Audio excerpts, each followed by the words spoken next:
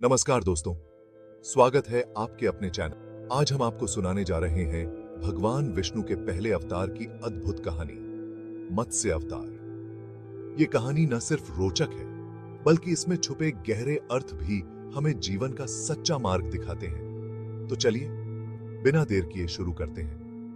प्राचीन समय की बात है।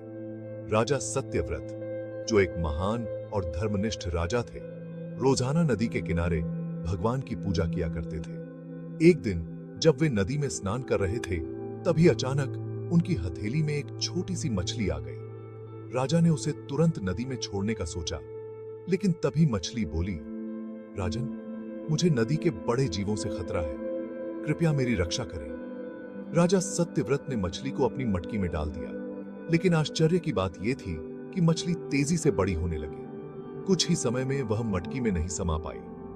राजा ने उसे एक बड़े तालाब में छोड़ दिया, लेकिन वह वहां भी बड़ी हो गई। फिर उसे नदी और अंत में समुद्र में छोड़ दिया गया, लेकिन समुद्र भी उसे धारण नहीं कर सका।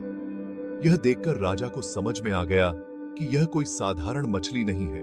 तभी मछली के रूप में भगवान विष्णु प्रकट हुए और बोले, राजन, मैं तुम्हारी भक्ति से प्रसन्न हूं। जल्द ही पृथ्वी पर जल प्रलय आने वाला है। तुम एक विशाल नाव बनवाओ और उसमें रस्सियों, जीव जंतुओं और पेड़ पौधों के बीज रख लो।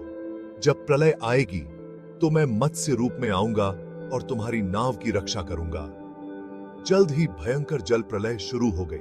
सत्यव्रत राजा ने भगवान की बात मानी और सबको सुरक्षित नाव में बिठाया। भगवान विष्णु मत्स्य अवतार में आए और अपनी विशाल पीठ से नाव को समुद्र की लहरों में स्थिर रखा। इस तरह भगवान ने पृथ्वी की रक्षा की और प्रलय के बाद सृष्टि का पुनर्निर्माण किया। यह थी भगवान विष्णु के मत्स्य अवतार की कहानी, जिसमें हमें यह सीखने को मिलता है कि भगवान हर युग में धर्म और सत्य की रक्षा के लिए अवतार लेते हैं। अगर आपको यह कहानी पसंद आई हो तो हमारे चैनल को लाइक, शेयर और सब्सक्राइब जरूर करें। और हां, हमें कमेंट करके बताएं कि आपको कौन सा अवतार सबसे रोचक लगता है। धन्यवाद।